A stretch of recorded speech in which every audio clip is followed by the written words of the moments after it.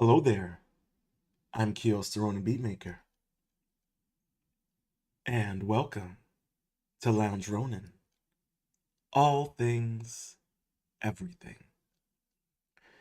And before we get into it, make sure to hit that like button and make sure to subscribe. Let me say that again.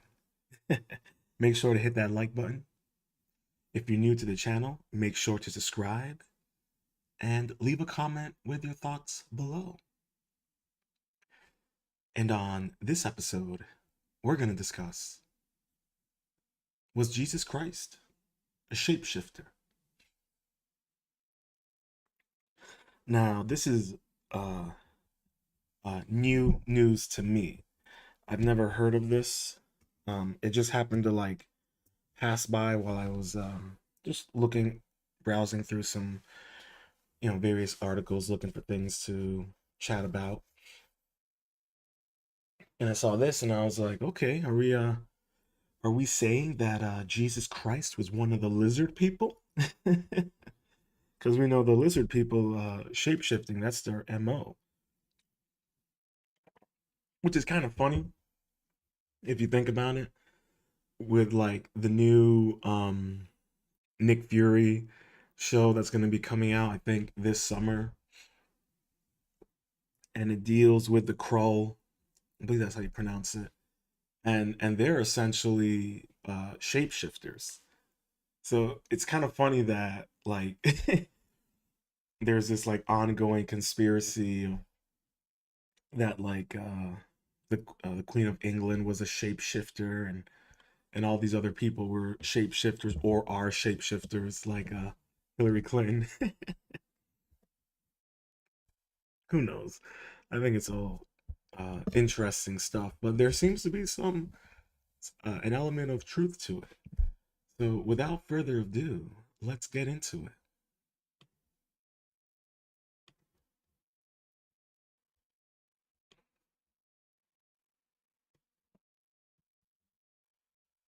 Alrighty. Now this was written uh, by April Holloway, and it was updated December 16th, 2021. All right. The ancient text that describes Jesus Christ as a shapeshifter. It was March 2013 when reports flooded the headlines about a newly deciphered Egyptian text dating back almost 1200 years, which controversially described Jesus as having the ability to change shape. But just as quickly as the story made its way through major news sites around the world, it disappeared and has hardly been mentioned since. Why was the study and the research surrounding this text faded into oblivion? Why has there been virtually no scholarly debate on the subject of Jesus as a shapeshifter? I think that's a valid point. Now, right here is the Egyptian text that describes Jesus Christ as a shapeshifter. Below it says the Coptic text was found in 1910, purchased by J.P. Morgan in 1911. It contains a controversial description um, of Jesus as a shapeshifter. Interesting.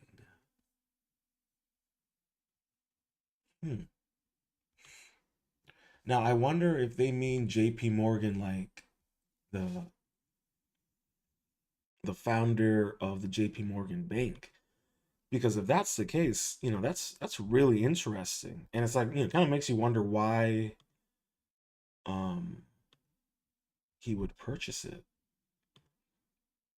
But this kind of points to another really fascinating thing, and fascinating and frustrating at the same time, is the countless the countless private museums and collections that probably house items, texts, scriptures that would most likely rewrite the course of history. But, because of nepotism and ego and narcissism and power and knowledge, they will they refuse to, showcase any of such, collectibles to the public. It's only for their friends and for themselves. You know, the greed of knowledge does terrible things to mankind. I want to write that down. I like that. Yeah, hold on. I'm gonna write that down. I like that.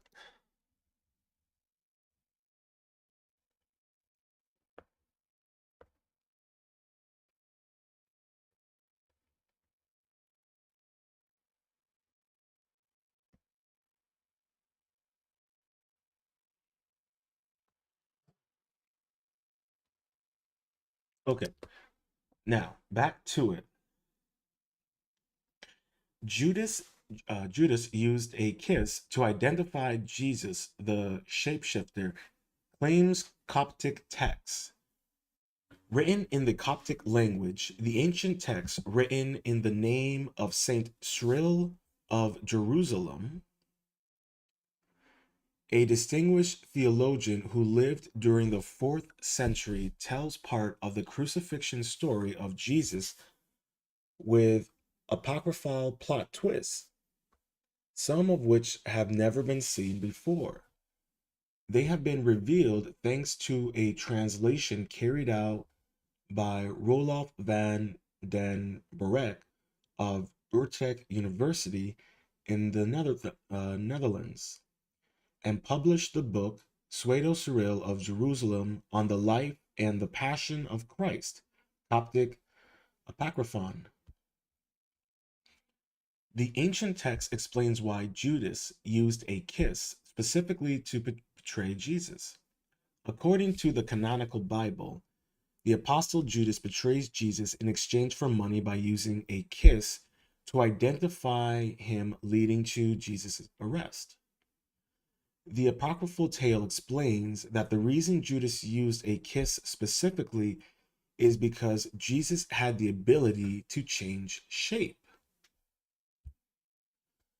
Then the Jews said to Judas, "How shall we arrest him, Jesus? For he does not have a single shape, but his appearance changes.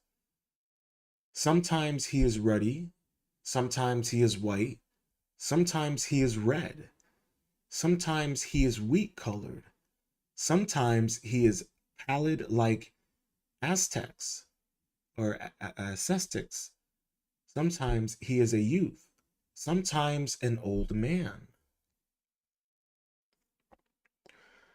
This leads Judas to suggest using a kiss as a means to identify him. If Judas had given the arresters a description of Jesus, he could have changed shape. By kissing Jesus, Judas tells the people exactly who he is, shapeshifter or not. Wow. Okay.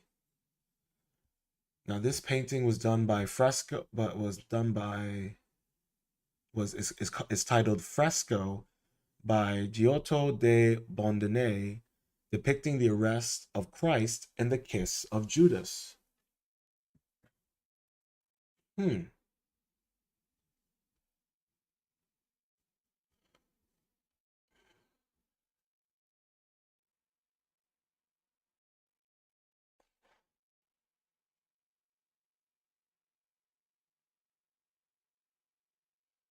Yeah. I would I would love to find. I'm gonna. This is really fascinating to me. I don't know about you guys, but this is really fascinating. If you're finding this as intriguing as I am, please hit that like button and please make sure to share. The idea of Jesus as a shapeshifter is old news. The understanding of Judas' kiss goes way back. According to Van den Breck, the explanation of Judas' kiss is first found in Origen, a theologian who lived between 185 and 254 AD. In his work Contra Cecilum, the ancient writer stated that to those who saw him, Jesus, he did not appear alike to all. Nevertheless, Van den Breck is careful to know that he is not suggesting that Jesus was in fact a shapeshifter, but only that some people in early Christian times may have thought he was.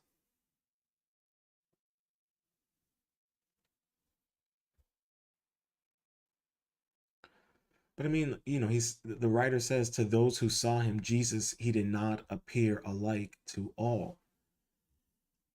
Excuse me.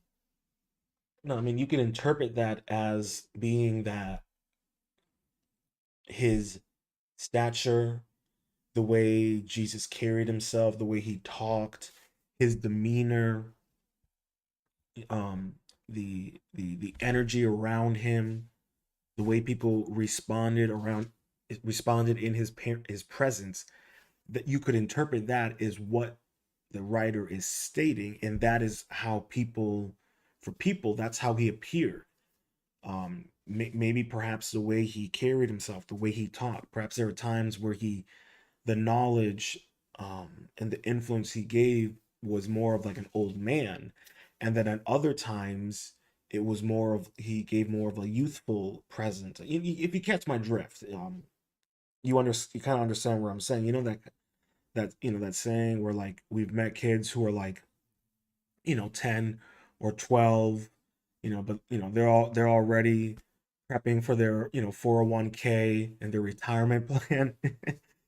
But you catch my drift. So I wonder if that's what he is suggesting here, and not suggesting that he was a shapeshifter, which I get, because that's more of an appropriate and realistic um, interpretation. But who's to say? Because I mean, let's go here for a second, right? So if we're going to say, um, because I don't know if what the writer's perspective is on some of the miracles and feats that Jesus Christ did. In my mind, I'm wondering, right, is let's say the writer believes that Jesus Christ did all of those feats and miracles. And let's say he believes that, right? Okay. But if you can believe that he walked on water, he changed bread into wine, he took a loaf of bread and made plenty. If you can believe those things, those miracles, those abilities, healing people, then how can you not believe the possibility of him having the ability to shapeshift? I mean, this whole idea of these demigods and deities and entities having the ability to shapeshift. I mean, it's not it's I mean it's nothing new. I mean, we see it in well, you see it a lot more in uh in a lot of mythos and myths and legends, whether it's in Asia or even in Europe. These gods or demigods. I mean, would appear on earth as, feeble people, um, yet have great power or great knowledge. So I'm, it's kind of like we have to kind of think about that for a second here, and take into consideration, and I know some people might, scoff at me calling Jesus Christ a demigod. But it kind of it makes sense in the context of the fact that if he is a part of God, then, and God created Jesus Christ. I mean, he is a demigod in many respects. It's no different than if you look at all of Zeus's children. Um, it's kind of funny to me how, Christianity will consider itself monotheistic, yeah, I think, yeah, monotheistic religion, yet it has all these saints that have performed all of these great miracles that people will pray to, to me it's like, oh, well, what's the difference between those saints and any of the demigods that Zeus has produced over time, or people who have become, or great heroes who became gods who were human. I mean, it's just an interesting thing to think about, and to take into consideration. And I mean, even take into consideration with, Jesus Christ and shapeshifting, it almost kind of ties into, Anunnaki. Is it possible to say that Jesus Christ was an Anunnaki? Was he Inky or Enlil, one of the brothers? I mean, there's so many things that we could expand upon when it comes to this idea of God being a shapeshifter or not. And I find it very fascinating when more and more of these types of ancient texts are revealed.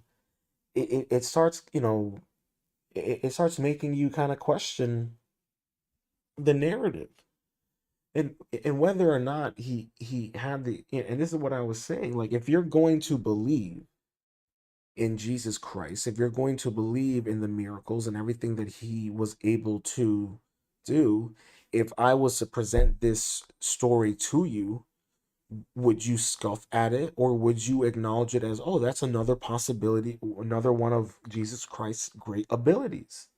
And that's the thing we have to start kind of questioning ourselves about. What are we willing to believe and not believe?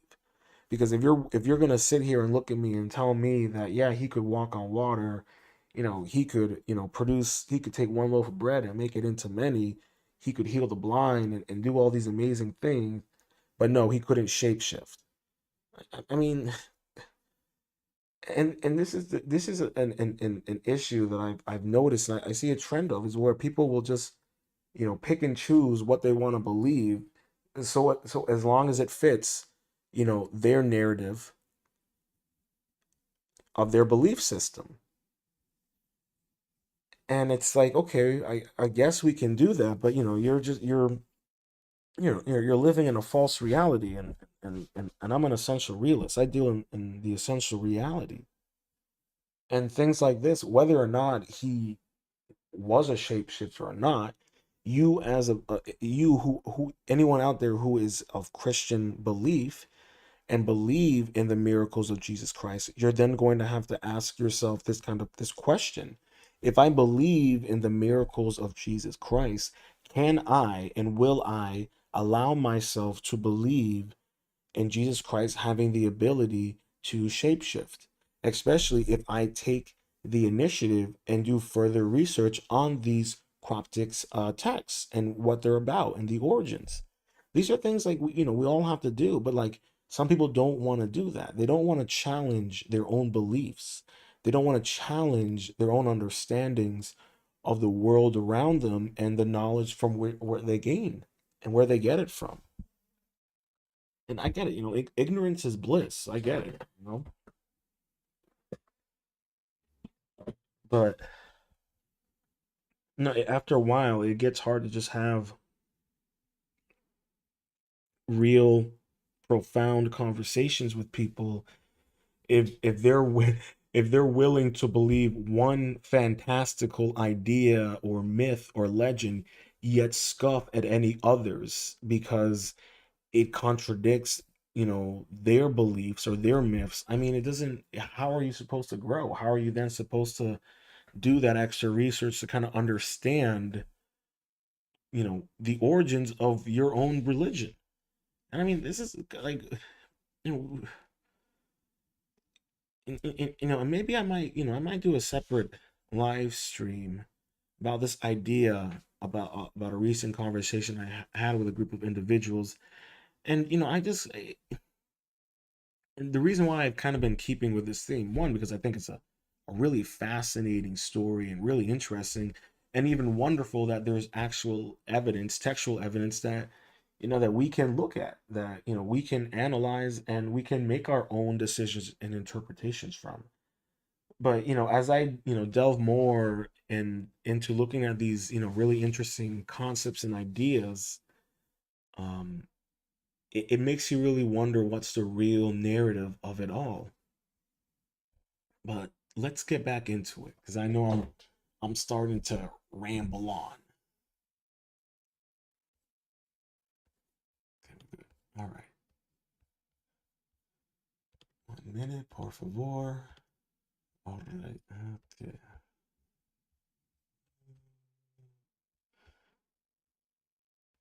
Okay. The idea of Jesus as a shapeshifter is old news.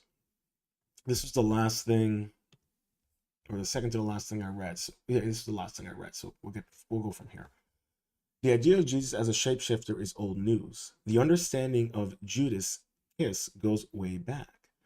According to Van den Broek, the explanation of Judas' kiss is first found in the origin of in Origen, a theologian who lived between 185 and 254 AD.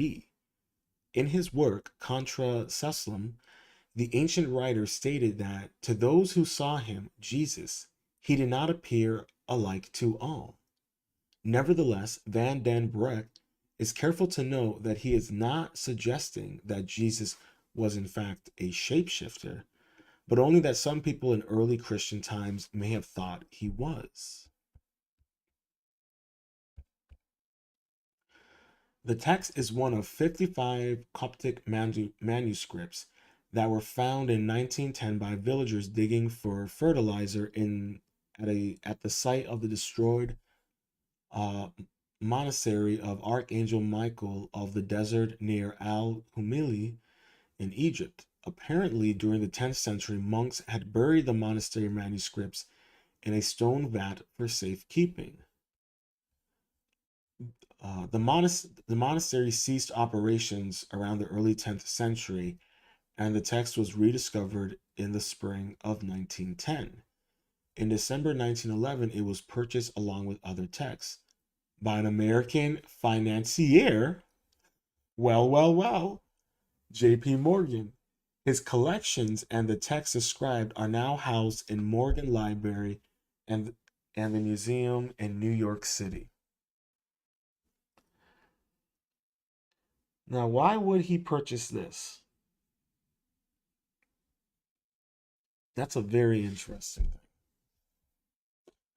Now, this is the the cover of the manuscript.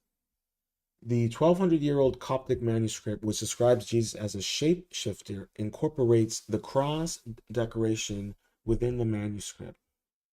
That is beautiful. Yeah.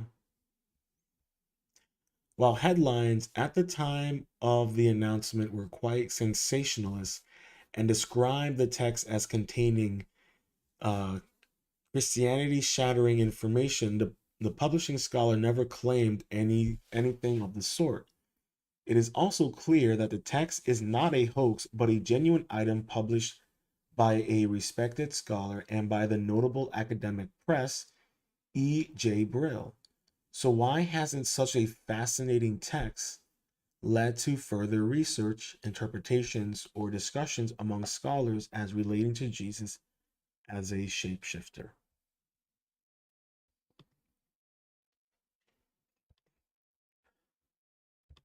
Personally, I suspect that they don't want to discuss it because it might potentially,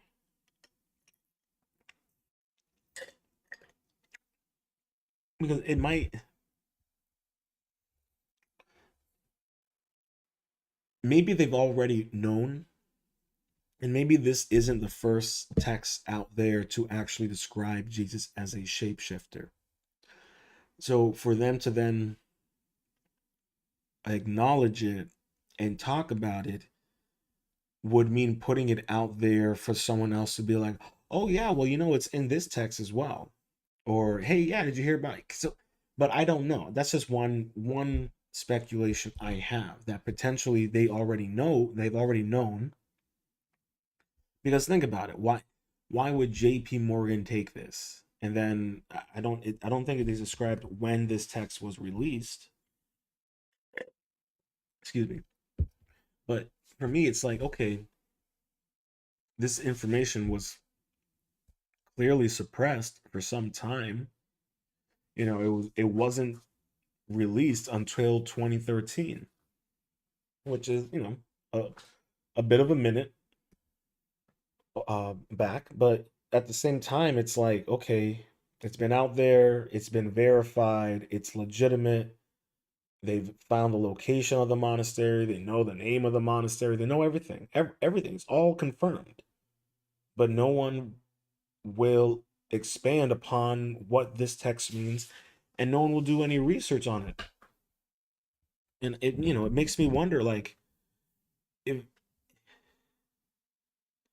and also, no one's coming out and discrediting it. No one's saying anything about it. No one's saying anything.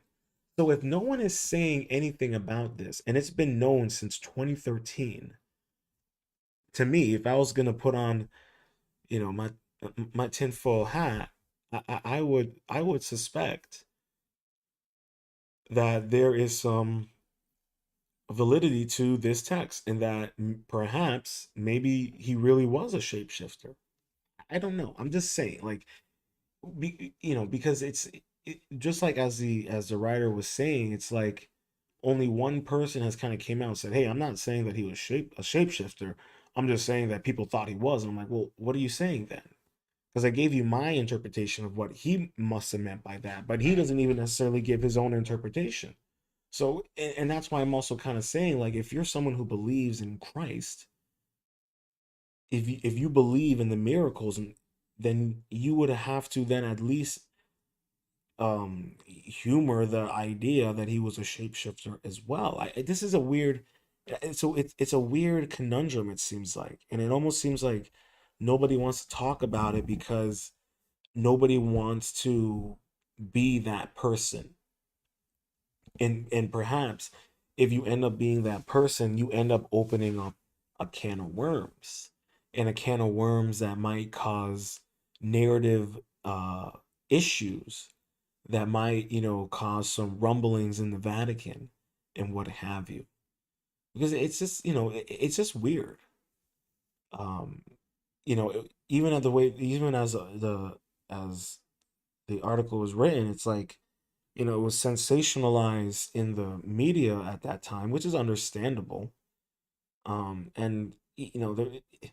and I guess it's not necessarily groundbreaking, but I think what's more groundbreaking about the situation is that perhaps the groundbreaking part didn't happen because we haven't even had the conversation to lead to that groundbreaking information. And I just think that's a fascinating little nugget. There's and I it's so funny because I mentioned this when I had a live stream a while back talking about when the news came out about a mystery rocket that landed on the moon last year. Maybe it was last year. Yeah. It was a mystery rocket that landed on the moon last year. And none of the space agencies Well, all the space agencies confirmed it was not their rocket. Even the private space agencies confirmed it was not their rocket. And nothing. Not nothing. So, when you hear stories like that, mystery rocket lands on the moon, there's even photographic imaging of the crater, but nothing. Nothing in the news. And the best part about it, right? Actually, I'm not even gonna say the best part about it. You gotta watch the live stream for that. Um, but it's just this is just one of those kind of situations and stories where it's like, in my mind, to me, if no one's talking about it, and even though it's clearly an important manuscript, that tells me nobody wants to talk about it because they've been told either not to talk about it or they're afraid to talk about it because of the implications. And I don't know what those implications are. And I don't know who would tell them not to talk about it. It's so it's a very interesting uh piece of ancient history. And the fact that nobody's gonna be talking about it. Perhaps maybe after this, it might generate some interest and some buzz. But I find it really fascinating because if you know any of the if you know the stories about the Anunnaki and Elohim, then you know that shapeshifting is nothing new to the story. So I don't know. I just find it interesting. I find it fascinating, and I think that anyone out there, perhaps there is other text out there that kind of confirms this. I really wonder. I really wonder. I really wonder why no one's talking about it. Because you would think that like theologian scholars would want to dissect this and have debates about it, but nothing.